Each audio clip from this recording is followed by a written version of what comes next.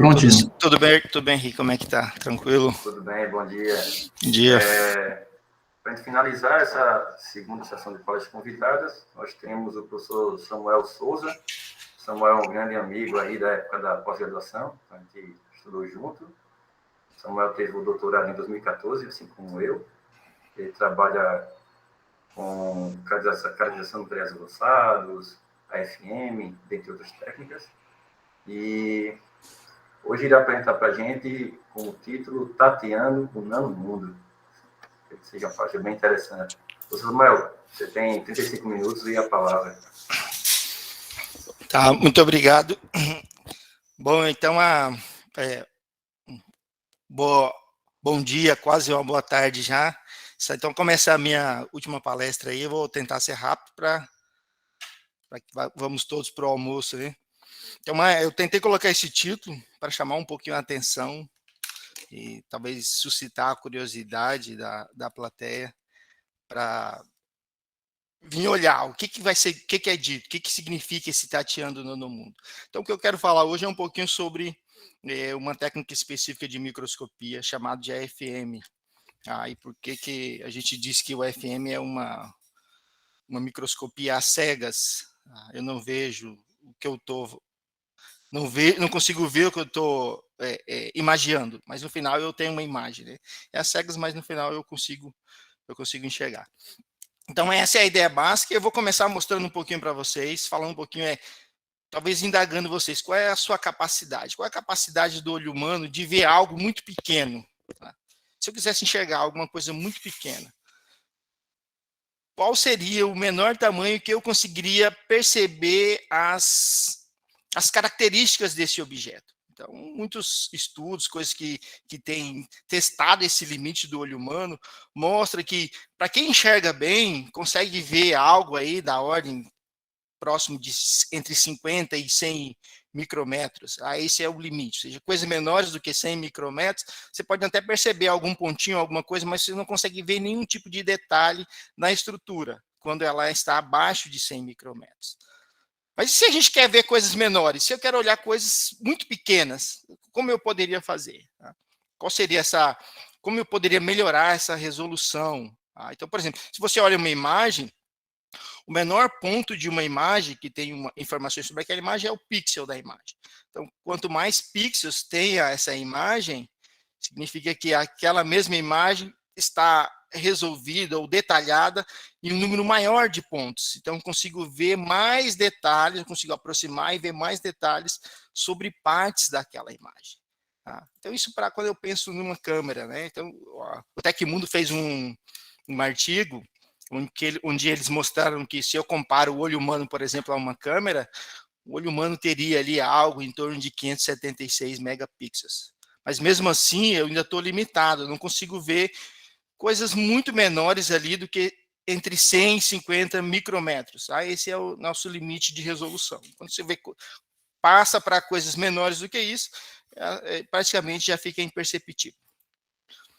Então, se eu quero ver coisas menores do que isso, então uma solução ou uma alternativa é utilizar um microscópio. Então, a definição mais simples de um microscópio é que ele é um instrumento, algum objeto que eu utilizo para ver coisas que são imperceptíveis ou que não poderiam ser vistas a olho nu. Quando eu quero olhar objetos muito pequenos, então a ideia é que se tenha um microscópio. É isso que o microscópio vai fazer. Os microscópios mais comuns são os microscópios ópticos. Tá? Talvez você pegar uma lupa para olhar. Então, nesse sentido que o microscópio funciona. Então, os microscópios mais comuns hoje, por exemplo, é o microscópio óptico, onde eu tenho uma fonte de luz que passa por um conjunto de lentes, é focalizado aqui na amostra que eu quero olhar, que é esse que seria o plano da imagem dessas lentes, e essa luz que vem dessa minha amostra aqui é coletada por um conjunto de lentes também projetado ali no plano da imagem, onde eu vou enxergar, onde vai ter uma CCD, onde geralmente você coloca os olhos lá no microscópio e consegue ver a sua amostra. Então, mesmo o microscópio, que tem essa função de ver coisas muito pequenas, ele também é limitado. E esse limite, pelo critério de Rayleigh, é ali uma boa aproximação, algo próximo de metade do comprimento de onda da luz que você utiliza para iluminar. Tá? Esse é o limite de resolução de um microscópio. Ou seja, quão pequeno eu consigo ver algo com o microscópio? Vai estar da ordem de metade do comprimento de onda da luz visível. Então, se eu estou pensando no visível, eu vou conseguir ver coisas ali no limite, se o meu microscópio for muito bom, nas melhores configurações, algo de, no máximo, 200 nanômetros. Tá? É isso que o microscópio óptico consegue de resolução. Se eu quero ver coisas menores, como eu posso fazer? Uma alternativa seriam os microscópios eletrônicos. Então, essa imagem aqui ao lado é um microscópio eletrônico de varredura. Então, a diferença do microscópio eletrônico de varredura para um microscópio óptico convencional é, em vez de uma fonte luminosa, utiliza um feixe de elétrons. Em vez de lentes ali de vidro, vão ser lentes magnéticas, que vão focalizar esse feixe de elétrons de forma que ele incide sobre a minha amostra, e os elétrons espalhados por essa amostra são coletados por um detector e formam uma imagem. Então, os microscópios eletrônicos eles nos dão a possibilidade de ver imagens com resolução muito melhores, ou seja, eu consigo ver coisas ainda menores do que eu via com o microscópio óptico. Tá? E a razão disso é por causa do comprimento de onda do elétron, tá? Que está ali da ordem de alguns poucos nanômetros. Então, eu vou melhorar a minha resolução, já que o comprimento de onda do elétron é menor. Então, além desses dois que seriam, vou dizer assim, os microscópios mais comuns, há outras formas de microscopias que não utilizam luz, nem um feixe de elétrons, nem lentes, tá? Que é o microscópio que eu quero falar com vocês hoje, que é o microscópio de força atômica. Então, qual é a ideia mais simples de um microscópio de força atômica? Agora, em vez de usar luz e usar um feixe de elétrons, nós pegamos uma sonda, tipo uma agulha muito fina, atomicamente fina, e ela é presa num braço de uma alavanca. Aí essa agulha muito fina, que vai ser a nossa sonda, ela varre a superfície da amostra, como se você estivesse tocando algo. Você fecha os olhos e passa a mão em alguma coisa, tá? Os seus dedos ali conseguem sentir o relevo desse objeto, a forma desse objeto.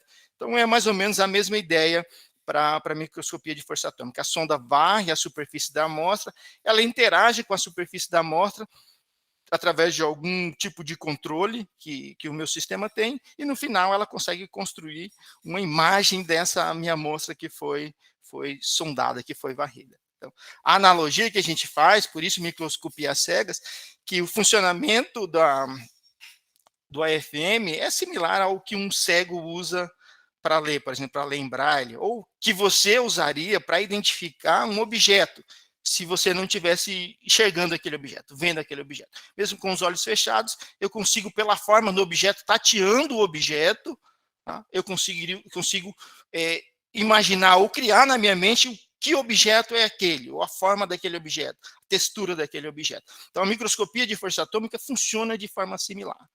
Tá?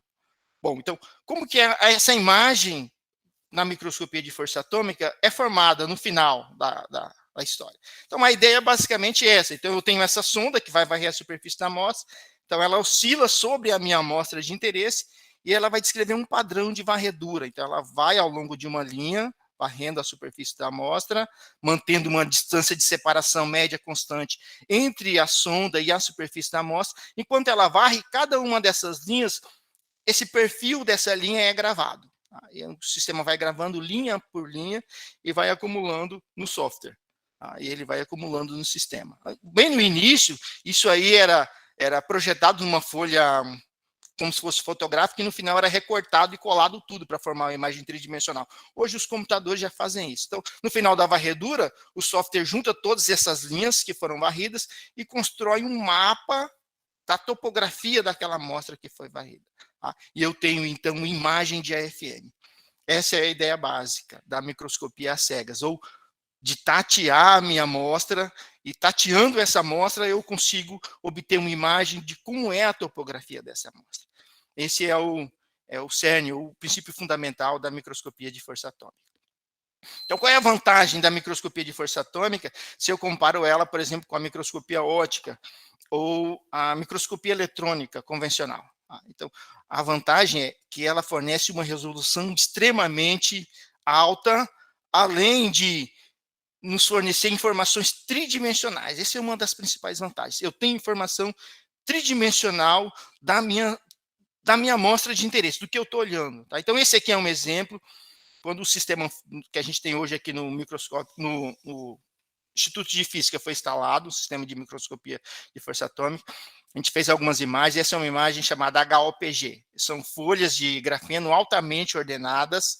Então, o que a gente faz? Esfolia essa folha de grafeno. Então, em algumas partes, as folhas vão quebrar. Então, eu tenho várias alturas ali, steps dessas folhas. Então, varrendo aqui, o que a gente percebeu? A gente conseguiu, com o nosso sistema que a gente tem hoje em funcionamento, conseguir resolver, ou nessa resolução vertical, conseguir distinguir um plano atômico dessas folhas de grafeno. A gente consegue resolver ou seja, tem uma resolução da ordem de alguns poucos angstroms. Ou seja, a resolução é altíssima, ou seja, essa é a resolução vertical. A resolução lateral, se eu quisesse comparar, que seria no plano, se eu quisesse comparar, por exemplo, com as outras microscopias, ela depende da sonda que a gente está usando. Tá? Então, para esse padrão de varredura aqui, por exemplo, a gente obteve uma resolução da ordem de 18 nanômetros, ou seja, tá vendo? Eu saí de lá de 200, já diminuí, já estou em 18 nanômetros. Só que é possível resoluções ainda muito menores, porque essa resolução depende muito do formato, do diâmetro da sonda que eu estou usando. Então, existem sondas especiais, muito finas, que nos fornecem resoluções maiores. Eu vou até mostrar para vocês uma imagem mais à frente, onde nós fizemos umas medidas em DNA. Tá? Então, nessas imagens de DNA, nós conseguimos resolução lateral da ordem de 4, 5 nanômetros. Ou seja, eu estou já no limite. Para um microscópio eletrônico de varredura convencional ter essa resolução, ele tem que ser um microscópio muito bom. Isso é muito difícil. Tá? Mas para um AFM consegue isso com certa facilidade.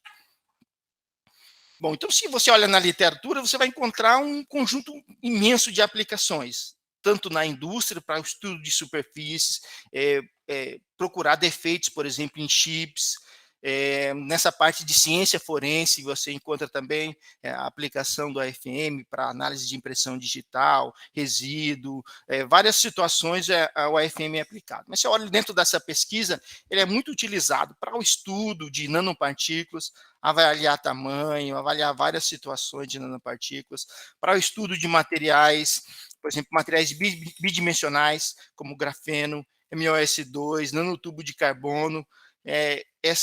O AFM nos fornece uma ferramenta que nos dá a informação da topografia, da estrutura da amostra, como a amostra está estruturada, está disposta, e assim eu consigo informações adicionais ou informações relevantes sobre o material que está sendo estudado. Tá? Então, isso aqui, por exemplo, é uma folha de grafeno.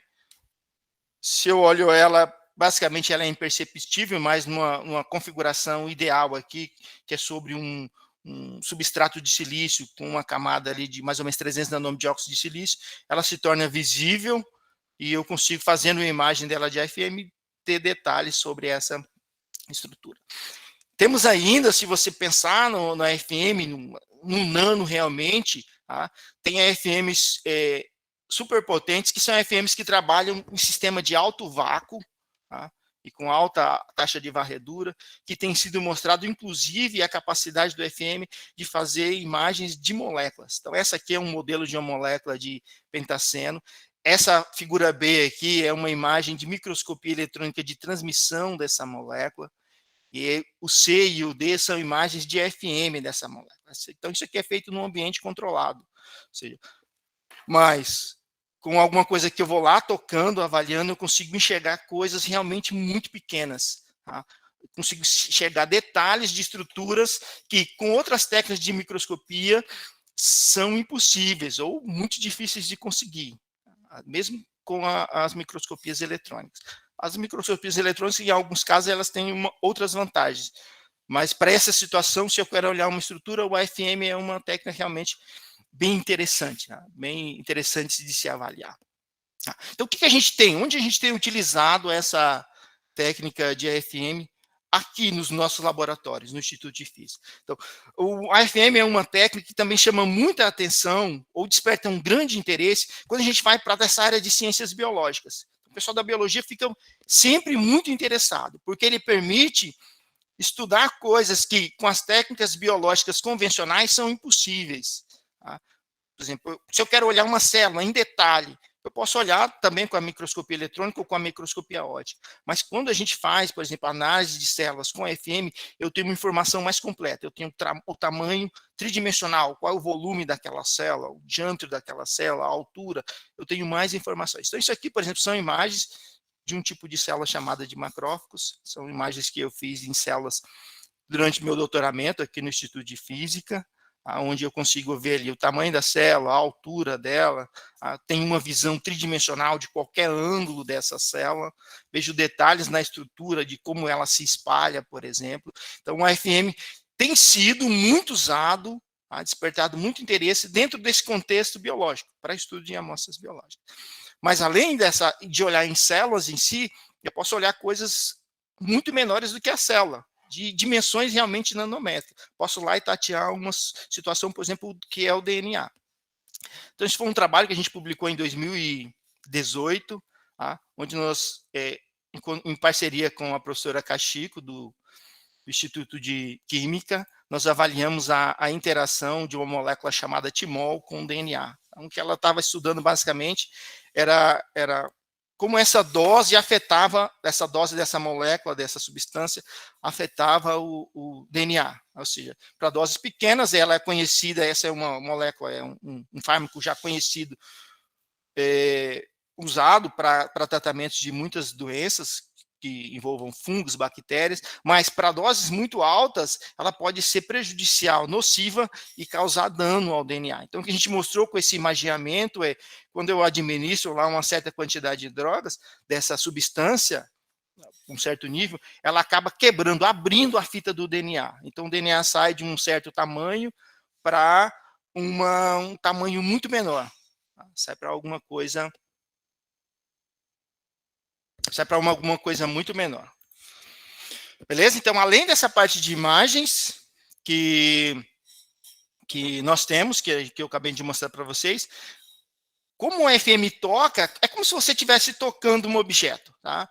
Além de você entender a topografia, a estrutura, se você aperta com uma certa força, você consegue, mais ou menos, você conseguiria dizer o quão rígido, quão duro é aquele material. Se é mais macio, é mais duro, tocando esse objeto, eu conseguiria ter uma noção dessa dureza, ou pelo menos comparativo. Se eu pego um material mais rígido, um material mais macio, eu consigo inferir algo sobre a dureza, qual é o mais macio, qual é o mais duro, como está tocando o material. Como o FM é uma técnica que usa uma sonda mecânica e toca a superfície da nossa amostra, e o parâmetro que é utilizado como controle é a força de interação entre a sonda e a superfície dessa amostra, nós também podemos medir a dureza desse material. Eu sou capaz, por exemplo, de medir a elasticidade de um certo material, pressionando a sonda do AFM contra esse material e olhando essa curva de força, olhando qual é a força enquanto o material é pressionado.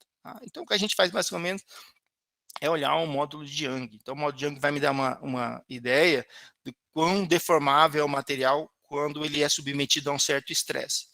O quanto ele, em relação ao seu comprimento, ele se comprime ou ele estica quando eu aplico uma certa força numa determinada direção. Certo? Então, o que a gente faz? Como que eu uso essa ideia nas células? Então, o que a gente faz basicamente é, para avaliar uma amostra macia como uma célula, nós utilizamos uma amostra dura como referência. Por exemplo, essa amostra dura é uma amostra, um vidro, por exemplo. Então, a sonda de FM é trazida em contato com essa amostra. Então, quando ela está longe, a força de interação é zero. Em algum momento, ela toca a superfície da amostra e eu pressiono essa sonda do FM contra a superfície da amostra. Se a sonda é dura o suficiente, ela não se deforma. Então, eu tenho uma curva linear como essa. Tá? Entretanto, se eu pressiono essa sonda do FM contra uma amostra macia, como, por exemplo, uma célula, que é muito mais macia do que uma lâmina de vidro, então, quando eu pressiono, ela não vai ter a mesma resposta. Tá? Em vez de ter aquela curva bem linear aqui, ela tem uma curva com uma inclinação diferente, às vezes um pouco mais suave. Então, essa diferença entre essas curvas quando eu pressiono, se eu seto o ponto de contato, essa diferença entre essas curvas me diz o quanto a amostra está se deformando, quanto ela está recuando, a gente chama isso, quanto ela está indentando, quando eu aplico essa força, uma determinada força. Então, eu faço, olhando essa diferença entre essas curvas, vai me dar o quanto a amostra recuou. E conhecendo os parâmetros da sonda, da amostra, eu consigo, então, calcular o módulo de Young de amostras biológicas. Então, basicamente, o que a gente faz é usar essa ideia para avaliar dureza, elasticidade em células em diversas situações. Tá? Isso é um mundo. Assim, a biologia tem várias situações de interesse, onde eles interagem essas células com substratos, com proteínas, a diferentes tratamentos, a uma ação de um fungo. Em todas as situações, a biologia tem as informações biológicas. Entretanto, algumas informações ou algumas coisas são mais difíceis de ser respondidas. Mas quando eu avalio, por exemplo, a informação de dureza, por exemplo, quando uma célula migra mais ou migra menos, ou muda alguma função que a célula desempenha. Olhando a dureza, pode me ajudar a entender um pouquinho sobre essa função biológica da célula. Então, esse é o primeiro trabalho que a gente fez nessa direção. Tá? Então, aqui a gente avaliou a dureza dessas células de macrófago quando ela interagia com uma matriz extracelular. A matriz extracelular é como se fosse uma ancoragem que a célula usa para migrar, e essa interação com a matriz extracelular favorece a função ou várias das funções da célula. Então, a gente avaliou aqui, mostrando que essa interação com a matriz extracelular provocava um aumento na dureza. Ela favorecia na migração da célula, ajudava na migração da célula, do ponto de vista biológico, mas do ponto de vista físico, olhando o módulo de Young, a gente percebeu um aumento. Tá? E esse aumento, nós mostramos no final, que ele estava associado com uma reorganização do citoesqueleto da célula, que era necessário para esse processo de migração, deslocamento da célula. Tá? Olhamos também, fizemos um trabalho onde nós avaliamos, por exemplo, a interação dessas células com a proteína. Então, vejam bem, agora sempre estou partindo como um ponto, a nossa ideia central como uma ferramenta do AFM, ela vai funcionar da mesma forma. Ou seja, as curvas de forças me fornecem informação sobre as características biomecânicas dessa célula.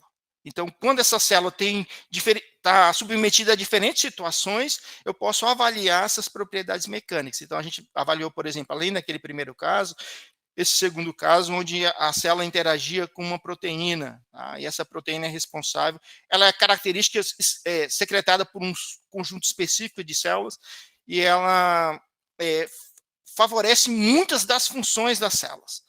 Então, a professora Salete, a professora Biologia, queria entender como era essa interação, porque na literatura era muito escassa essa informação do efeito dessa proteína chamada semaforina, era muito escassa a informação de qual era o efeito sobre a célula. Tá? Então, a gente avaliou alguns processos biológicos, mas avaliamos também, além da morfologia, mostrando o surgimento de alguns filopódios, algumas ramificações na célula. Mostramos também que o módulo elástico era alterado quando ela interagia com essa proteína. Tá? E isso levava como uma consequência também um aumento da migração, dessa facilidade de migração que a célula tinha. Tá? E aí também, ainda nessa direção, tá vendo? A gente tem também trabalhos, por exemplo, que a gente avalia o efeito sobre a célula quando ela é infectada por bactérias. Tá? Então, nesse caso aqui, são células da placenta, e essas células, elas são submetidas a uma infecção por uma bactéria chamada GBS, tá? Streptoscópio do grupo B. Então, isso aqui para a grávida, dependendo qual a infecção que ocorre, isso pode levar a um aborto. Então, é interessante entender o seguinte: se eu tenho essa infecção por essa bactéria, como eu posso tratar? Então, nesse trabalho, foi proposto a ideia de se avaliar principalmente a administração de uma substância chamada uvol. E essa substância é muito comum, por exemplo, em azeite de oliva. Quando você fala, por exemplo, que a sua alimentação é muito relevante, pode prevenir, sei lá, come verdura, que é bom para a saúde, cebola, que é bom para o coração, ou como a minha mãe dizia, né, que cenoura que é bom para a vista, nunca vi um coelho usando óculos, ou algo nessa direção. Ou seja, em algumas regiões ao redor do mundo, por exemplo, no Mediterrâneo, que é muito comum o consumo, por exemplo, de azeites, esse azeite de oliva, que é uma substância rica em vol, esse surgimento dessa bactéria é menos comum. Então, por exemplo, tinha estudos anteriores mostrando que esse vol ele prevenia alguns tipos de infecção. Então, aqui a gente avaliou a ação dessa bactéria sobre a célula e como essa substância, o vol, prevenia na morte celular. Ou seja, como essa substância, com uma certa quantidade, poderia ser benéfica para inibir a proliferação ou ataque dessa bactéria a esse grupo de célula. E aí, um dos fatores que foram avaliados durante esse estudo foi o módulo elástico da célula, ou seja, quando a célula vai morrendo, ela geralmente fica mais mole, as estruturas começam a ser degradadas e ela começa a ficar uma estrutura mais molenga. Aí, então, quando eu trato com vol, por exemplo, ele consegue manter essa estrutura da célula mais protegida, aí a célula degrada menos. Então, essa é a ideia, ou seja, sempre nesse contexto, por isso que eu digo, aqui é o mundo, porque eu tenho vários interesses dentro da biologia que a gente pode contribuir com informações muito significativas utilizando essas ferramentas, tá? Utilizando, nesse caso, essa ferramenta específica que é o AFM. A gente utiliza também outras ferramentas, como, por exemplo, a espectroscopia Raman, mas que não faz parte desse trabalho, dessa apresentação. Então, para tentar finalizar, vou mostrar mais 2 trabalhos. Então, a gente trabalhou também, a gente tem trabalhado, por exemplo, com a AFM, além dessas amostras biológicas, para estudar processos de expansão térmica, nanoexpansão térmica, na realidade, em sólidos, na realidade, em vidros, utilizando o AFM. Iluminando, por exemplo, quando eu ilumino um vidro, uma certa matriz que absorve lá ou um vidro dopado que absorve a luz da minha fonte de excitação, há um aquecimento local na superfície dessa amostra, e isso pode levar a uma deformação. Ele aquece e ali localmente eu tenho uma nanoexpansão, eu tenho uma expansão de dimensões nanométricas localizadas na superfície desse vidro. E esse tipo de informação é relevante quando eu penso em aplicações, mas o tipo de medida para avaliar o quanto um material desse se deforma quando iluminado, por exemplo, com uma fonte de excitação laser, geralmente era feito com técnicas que sempre levavam a medidas indiretas. Era medida, por exemplo, uma mudança de fase, algo de um laser de referência, um laser de excitação, por exemplo, como medidas de espelho térmico, sempre usadas, são medidas indiretas para se ter essa informação. Então, com a FM, nós mostramos que é possível uma medida direta em tempo real dessa dinâmica de deformação de amostras vítreas quando excitadas com uma luz laser, tá? Utilizando o FM. Então, o FM é colocado numa posição, ele é iluminado, e enquanto a amostra se deforma, eu consigo acompanhar essa evolução temporal de como esse carocinho aqui aumenta, tá? Qual é essa evolução. Então, nós fizemos, que são 2 trabalhos realizados nessa mesma linha de raciocínio, um em 2015 e outro aqui agora em 2019, onde nós estudamos diferentes materiais aplicando essa metodologia. Então, por último, agora, dentro do que a gente tem feito, a gente tem um trabalho também agora onde a gente aplica essa técnica de FM para olhar, por exemplo, pontos quânticos de carbono, tá? CEDOTs. Então, são CEDOTs onde o foco principal é o estudo do efeito térmico sobre o efeito de tratamento térmico sobre esses CEDOTs, mas nesse trabalho, isso é um trabalho realizado pelo Arthur, no doutorado do Arthur, então onde a gente avalia, por exemplo, se há um aumento do diâmetro. Esse tratamento térmico no CEDOT provocou um aumento do diâmetro, alguma mudança. Então, o AFM é uma técnica extremamente interessante para me mostrar como, por exemplo, um tratamento térmico ou algum tipo de funcionalização, coisa que eu faça na minha nanopartícula, isso possa afetar o tamanho, o diâmetro dela, ou alguma forma da estrutura dessas nanopartículas, certo? Então, essa é a ideia básica, tá? Ou seja, o AFM é grosseiramente uma técnica que eu chamo de microscopia às cegas, porque vai ser sempre uma sonda atomicamente afiada varrendo a superfície da amostra, e no final dessa varredura eu tenho uma imagem tridimensional da superfície da amostra. Então, como o tempo já encerrou, agradeço a atenção de quem ainda está por aí, tá? E volto a palavra para o Henrique. Olá, professor. Boa apresentação. Na verdade, são ainda 11h50. Vamos lá, professor Vinícius, tem primeira pergunta? Pode perguntar, professor. Parabéns aí pela apresentação. Eu fiquei realmente curioso. Você mostrou em uma figura, no caso de um trabalho que foi feito, não lembro se foi em 2007, mais ou menos, da molécula, daquela imagem do AFM. Aí eu queria saber o seguinte, porque o AFM, você tem o tamanho da ponta, isso a resolução fica mais ou menos limitado pela espessura da ponta, certo? Como foi que eles conseguiram, por exemplo, fazer uma imagem com uma resolução tão grande ali para você conseguir pegar os anéis? É isso aí mesmo. Então isso aí é o seguinte, isso aqui é um sistema onde eu tenho um alto vácuo, as sondas realmente são finas, com um diâmetro ali de menos de 1 nanômetro, e esse é um sistema que a sonda não toca a superfície da amostra. Então, para isso eu preciso ter realmente um sistema com vácuo, sabe? Ele não pode ter ar porque vai influenciar. Então ele oscila sobre a superfície da amostra, uma alta taxa, sem tocar. Então, como ele vai bem lentamente, ele consegue perceber quando tem essa interação ali de não contato, ele consegue perceber essa ligeira flutuação. Mas aqui é um sistema de não contato. Como a sonda não toca, eu não preciso de fazer a convolução da sonda com a amostra que eu estou olhando. Porque eu estava pensando justamente nisso, porque se você olhar aí a figura, você não conseguiria tocar dentro do anel, por exemplo, porque o potencial é muito grande. Isso né? aqui é não contato. Isso é uma técnica de não contato. Então, esse aqui é um tipo específico de microscópio extremamente de ultra alta resolução. Mas ele precisa de condições especiais. Uma delas é que precisa de uma câmera de vácuo. Ele precisa trabalhar numa câmera de vácuo. No caso, ele como se notasse a diferença, o potencial mesmo. Exatamente, né? Potencial. Ele tem uma sensibilidade suficiente. As sondas são sensíveis que ele vai interagir com os átomos da minha molécula e causar alguma deflexão no meu sistema lá, que é usado para perceber essa ligeira, essa sutil variação na topografia. Entendi.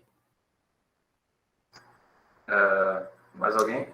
Só para complementar essa questão da resolução da FM, professor, ela é dada exclusivamente pelo diâmetro da ponta ou tem algum outro fator que influencia? Não, ela é o fator principal, ou é a resolução. É meio que uma convolução do formato da estrutura que eu estou olhando, mas a resolução da ponta é o fator chave principal. Depende do ângulo de abertura. Se a sonda tem um ângulo de abertura muito grande, às vezes ela vai me dar o que a gente chama de artefatos, coisas que não... Mas aí, geralmente, os softwares, eles corrigem isso. Se você conhece a estrutura da sua ponta, você tem softwares que você consegue... Por exemplo, isso aqui é uma imagem que talvez ela não saiba exatamente assim, mas no tratamento com o software lá, ele consegue ter uma ideia, uma imagem bem bonita no final. Mas o fator principal que determina é o diâmetro da sonda. É lá a pontinha final. Porque, tipo, qual é o diâmetro? Por padrão, isso está na ordem de 10 nano. 10 nano. Em sistema convencional, a resolução lateral ela é dada pelo critério de Rayleigh, né? Sim. Nesse caso aí, ele meio que aponta que ela vai dentro aqui, tá, sei lá, algum máximo ou mínimo, algum cume da estrutura da superfície. Na realidade, o que vai fazer quando a sonda passar, então essa aqui é a ideia, tá vendo? Ele passa, ele vai tocando, se a sonda for muito fininha, eu consigo chegar muito próximo e ver detalhes muito, muito bem próximos da amostra. Se a sonda é uma coisa, se fosse aí uma coisa muito, sei lá, como se fosse uma esfera muito grande, é porque eu não tenho nenhuma figura para lhe mostrar aí. Eu veria uma coisa muito maior, sabe? Isso depende do diâmetro da sonda. Sondas boas, geralmente, sondas de alta resolução, para modo de contato, elas estão ali da ordem de 1 nanômetro. Então, eu consigo resoluções de 2, 3 nanômetros com AFM, sim, com certa facilidade. Agora, se eu quero resoluções abaixo disso, aí eu tenho que já ir para sistemas especiais, que utilizam vácuo ou sistemas mais sofisticados. Entendi. Temos aqui mais algumas perguntas. Gutenberg, pode fazer sua pergunta? Oi, professor, boa apresentação, ótima, na verdade, apresentação rica, cheia de informações.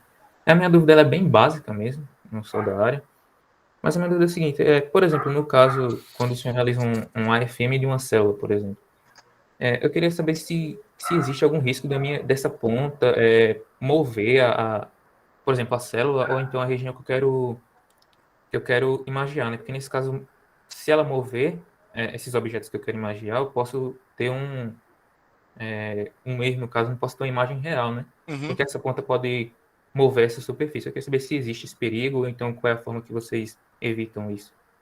Existe sim. Então, a primeira coisa, por exemplo, a região que eu estou varrendo, ela não vai ser movida, porque a minha lâmina ela é presa num que a gente chama de um porta-amostra, um suporte que vai manter ela fixa. Mas se a sua amostra que você quer medir, ela está solta sobre a superfície da amostra, por exemplo, se fosse um pó é um tipo de amostra que não é possível de se imaginar com a FM, porque eu tenho os grãos soltos e quando você tocar esse grão com a sonda, ele vai carregar, simplesmente vai embora. Tá? Para essas células, por exemplo, como uma célula de macrófago, é uma célula, algumas células são chamadas aderentes, elas se aderem naturalmente ao substrato. Então, elas se prendem ao substrato de tal forma que a força com que ela se prende ao substrato é maior do que a força lateral que a sonda do AFM vai agir sobre ela. Então, nesse caso, ela não se move, ela fica fixa ali nessa posição. Quando eu tenho uma célula dita não aderente, em geral o que a gente faz é algo similar a uma funcionalização. Você coloca um material sobre o substrato, uma polielisina, algo assim, que a célula vai se grudar àquele material. Aquele material é como se fosse uma cola. A célula gruda lá, pronto. Agora ela não se solta mais. E aí você consegue, então, imaginar ela. Mas se o meu material, a estrutura que eu quero olhar, ela não está presa ao substrato, a chance é grande de que você arraste ela quando você tenta fazer a imagem. Ok, professor, entendi. Obrigado. Temos Lucas, pode fazer sua pergunta. Oi, bom dia. Bom dia a todos. Professor, parabéns pela apresentação, muito boa. É como o Gutenberg falou, né? Minha dúvida também é básica. É sobre como é que essas pontas elas são fabricadas para poder ter esse tamanho tão pequenininho, né? E outra dúvida era com relação ao tempo de varredura, né, para fazer esse imagiamento. É que tem a superfície tão pequena que, com esse tempo, ele varre rápido ou é bem devagar? Aí, para fazer a imagem total, aí como é esse tempo? E outra dúvida seria com relação às forças, né? Tipo, as forças, elas são colombianas entre a ponta e a superfície, ou já tem um nível um pouquinho maior que seja considerada mecânica, já que o senhor falou na questão da elasticidade, né? Seria essa dúvida que eu notei. Tá, vou começar com a primeira lá, como que é a fabricação dela. Então, essas sondas, geralmente, as sondas mais simples, mais convencionais, elas são feitas, às vezes, por um processo de litografia, como se fosse uma máscara criada, bem fininha, e ela, como se fosse, vem um sistema de deposição e deposita dentro daquela máscara, bem fininha, sabe? E aí lá na ponta como se fosse uma pirâmidezinha, às vezes um cone, sabe? E ela enche daquele material, e aí então eu tenho só aquela pontinha, e depois ele vem com um braço de alavanca e cola. Aí ele puxa e solta a pontinha da máscara, e aí ela fica presa no braço de alavanca. E então você tem... Talvez aqui a gente consiga ver alguma coisa. Tá? Então isso aqui, essa pirâmidezinha aqui, essa agulha bem fininha, ela é feita numa máscara. No sistema, por exemplo, quando essa sonda é metálica. Tá? E aí vem com um filme, uma deposição por vapor, por exemplo, preenche aquela máscara, retira e fica só a pontinha dentro do meu sistema. Aí ele vem com essa alavanca aqui, essa parte maior, e prende lá, meio que cola e puxa. Em outro sistema, que é o sistema que a gente utiliza, essas sondas são construídas a partir de uma fibra ótica. A fibra ótica é aquecida e puxada. Então, ele vai aquecendo em um ponto e vai puxando, esticando. Então, como puxa, naquele ponto onde está aquecido, ele vai meio que afinando, afinando, afinando, até que ele, sabe, quebra. Tá? Tem, às vezes, alguns casos em processo químico, uma corrosão química, mas em alguns casos é só aquecer e puxar. Então ele vai, no final ele quebra e fica ali com uma curvatura da ordem aí de alguns poucos nanômetros. E aí o que o pessoal faz, o pessoal que faz fabricação, faz um revestimento dessa fibra ótica, então, com algum tipo de metal, que na maioria das vezes é cromo, ou cobre, ouro, tá? E é para que eu consiga enxergar ela quando eu colocar ela no microscópio. Então, esses são os dois processos mais convencionais de fabricação. A outra coisa que você perguntou é sobre o tempo de varredura. Então, esse tempo de varredura depende mais do braço da alavanca do que da sonda. Esse braço de alavanca ele tem uma frequência natural de vibração. O sistema é posto ali em ressonância com ele, para fazer ele vibrar. Alguns materiais mais rígidos vibram numa frequência alta, por exemplo, 300 kHz, 400 kHz. Essas sondas fornecem imagens bem rápidas, sei lá, 5, 6 minutos, 10 minutos, mas aí a partir de 5 minutos, você consegue fazer uma imagem de uma superfície relativamente grande, 20, 30, 40 microns. Agora, algumas imagens que o cantilever, aquele braço de alavanca é mais sensível, a frequência de oscilação dela é mais baixa. Então, quanto mais baixa é a frequência de oscilação da sonda, mais tempo você precisa para fazer a varredura, para que o seu sistema seja estável. Porque toda vez que ela oscila, eu tenho um certo número de oscilações para que o sistema faça um feedback estável, se ele consiga corrigir essa posição da sonda em relação à amostra. Então, depende muito do braço de alavanca. Quanto maior é a taxa de oscilação, mais rápidas são essas medidas. E quanto menor é a taxa de oscilação, mais demoradas são. Mas, em geral, entre 5 e 15 minutos, 30 minutos, esse é o tempo necessário para você fazer uma imagem. Em geral, é muito mais demorado do que, por exemplo, uma imagem de MEV, ou quando você olha no microscópio óptico, você olha e já está ali. Para a microscopia de força atômica, realmente ela é mais demorada. E aí você me falou mais alguma coisa que eu não lembro. Com relação às forças de contato da sonda com a geralmente superfície. Essas forças, durante essas varreduras, elas estão ali na ordem de piconewtons, tá? Mas quando eu faço uma medida de elasticidade, ela vai a nanonewtons, ou, dependendo da situação, pode ir a micronewtons também. Quando eu quero estudar uma superfície dura, eu faço ela ir até micronewtons para realmente, por exemplo, fazer com que essa sonda cause uma deformação numa amostra mais dura. Vai depender muito do material que você está utilizando. Se você tem células vivas, por exemplo, você não quer forças muito maiores que uma dezena de nanonewtons, porque você pode danificar a célula, furar ela com essa sonda, causar um estrago permanente. Agora, se a sua amostra é mais resistente, mais dura, você pode aplicar uma força maior, que é uma força muito baixa, talvez você não consiga deformar ela o suficiente para avaliar a dureza dela. Mas só para a varredura, você vai estar no range de alguns piconewtons. Certo. Mas essas forças também envolvem forças de Coulomb? Então, o que você tem ali, quando a sonda interage com a superfície da amostra, é um conjunto de várias forças, várias coisas acontecendo. Mas, principalmente, são essas forças de dipolo. Que mantém essa... E quando ele aproxima demais, eu vou ter uma repulsão. Aí eu uso o princípio de exclusão de Pauli. Os átomos da sonda começam a se sobrepor, os átomos da última camada do meu material da sonda começam a se sobrepor com o da amostra. E aí eu então tenho um número máximo de elétrons, ou um elétron pode ter mais de um número quântico na minha amostra. Nessa sobreposição, eu tenho uma forte força de repulsão. Então, geralmente, são forças eletrostáticas.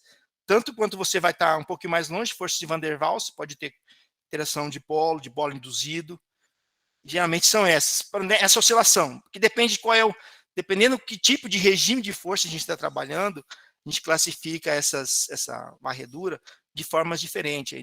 Um tipo de varredura de contato, um tipo de varredura intermitente, um tipo de varredura de não contato. Vai depender de qual é o tipo de interação entre a sonda e a superfície da amostra. Mas, na maioria dos casos, ou predominantemente, são forças coulombianas, sim. Tá certo. Obrigado, professor. Beleza. Professor Samuel, mais uma vez, obrigado, excelente palestra. Por hoje. Eu que agradeço a coordenação pelo convite. Vinícius, a palavra